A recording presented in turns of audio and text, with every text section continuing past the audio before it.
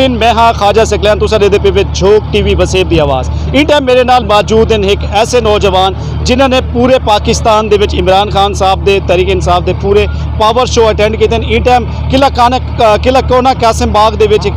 Programme जो इमरान खान साहब का जलसा थींदा पे उहदे विच मौजूद हैं उन्हें नाल गल करे ने कि उन्होंने क्या आखना है। जी दसो कि तुसें केड़े-केड़े जलसे अटेंड किए ते हुण कित्थों आंदे पे हो तुसां? मैं लाहौर तो बाद मियाँ वाली वत जेलम वत सियालकोट वत फैसलाबाद ते वत गुजरांवाला पलवाना दा शहर राती मज़ा आ गया क्योंकि इतनी दुनिया स्टेडियम अंदर थी तो उस तू 4 गुना बैठ सी ते अज जेड़े जनून मैं मुल्तान पीरा की धरती वेख रहा ये जगह बहुत थोड़ी है क्योंकि कल पूरे मुल्तान निकलना बैठ तो पूरा जनूबी पंजाब कल इमरान खान की जी आखिरी गल उस 20 महाराज की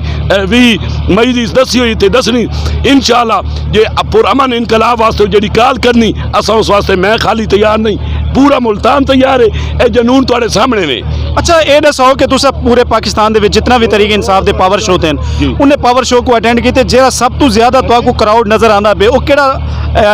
नज़र आंदा पे कि मुल्तान दे विच सब तो ज्यादा क्राउड हो सी या बाकी वाले जेड़े जलसे वो कामयाब हैं? इंशाअल्लाह मुल्तान सब तो ज्यादा जेड़ा क्राउड नज़र आया जिथे बंदे दा साह बुट्टूंदा आई वो फैसलाबाद आई हर जलसा इंज आई जेड़ा 3 घंटे दे विच यूथ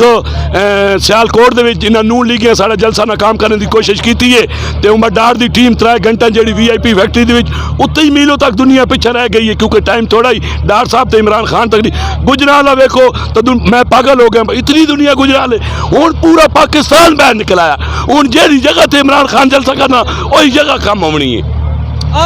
अच्छा ये दसो कि पाकिस्तान जिंदाबाद इमरान खान जिंदाबाद। अच्छा ये दसो कि साउथ पंजाब जिंदा नारा लाया वेंदा पिया सराइकिस्तान दा वो सराइकिस्तान दा बनया कहने कि तहरीक इंसाफ ने जेड़ा वोट कीता है सब तो ज्यादा जनूबी पंजाब ने दिता है वो ही वजह तो दिता है ही नारे दी वजह तो दिता है कि सराइकी सूबा बनी सी सराइकी सूबा दा बनया कहने तुसा क्या दो कि इमरान खान साहब की क़यादत ने कोई कमजोरी दिखाई है या इमरान खान साहब की अपनी कमजोरी है? नहीं इमरान खान की अपनी कोई कमजोरी नहीं उहदे नाल जेड़े आदियां ब्लैकमेलर वो तो आप नूं अच्छी तरह पता वो ना ही चाहता भी बहावलपुर तो बंदा लाहौर जावे वो ना ही चाहता मुल्तान बंदा लाहौर सैक्टरेट बन उदा अपना दिल है हुण भी दिल है लेकिन आसू पासू आदि जो ब्लैकमेलर साढ़े रहन हूँ इंशाअल्लाह साढ़ा 3 तिहाई जेडे लोटे हो गए तुहानूं पता है 30-30 करोड़ लैके हर जगह तू लोटे हुए तो इंशाअल्लाह हूँ 3 तिहाई अक्सरियत आएगा कानून भी पास होंगे बिल भी और साढ़ा सूबा भी नवा बनेगा इंशाअल्लाह।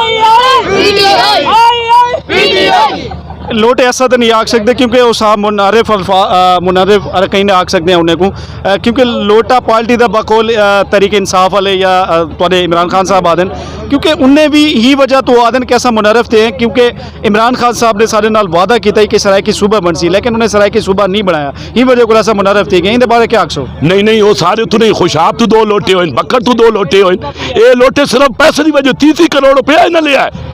ये अमरीका चू माल आया तो चंगी तरह पता इमरान खान सही से मदद जा रहा है ये हूँ वेख ली तुसा महंगाई की आप हालत वेख लीए डॉलर कितने चला गया हूँ तो एंकर नहीं जाते आलू किस तरह नींबू किस तरह फलानी किस हूँ वहदे ना एंकर हूँ तो महंगाई वाले पास नहीं जाते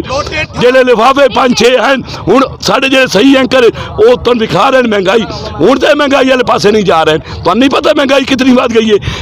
हमजा कुकड़ी आया जरा परसों की सारी जान छड़ गया कल की तो नहीं पता मुर्गी का रेट कितने चला गया इन्हें को कंट्रोल होना नहीं बस मुल्क ने तबाह कर दिता महीने दे विच ब्लैकमेल करके पैसे दे सिर ते मुनारिफ जेडे लोटे इकट्ठे करके साडी हुकूमत ढाई है साने इंपोर्टेड हुकूमत बिल्कुल मंजूर नहीं है ये इश्तिहारी इन्हां ते फर्दे जुर्म ऐद होनी है तो इंशाअल्लाह जेल दे विच इन्हां करीब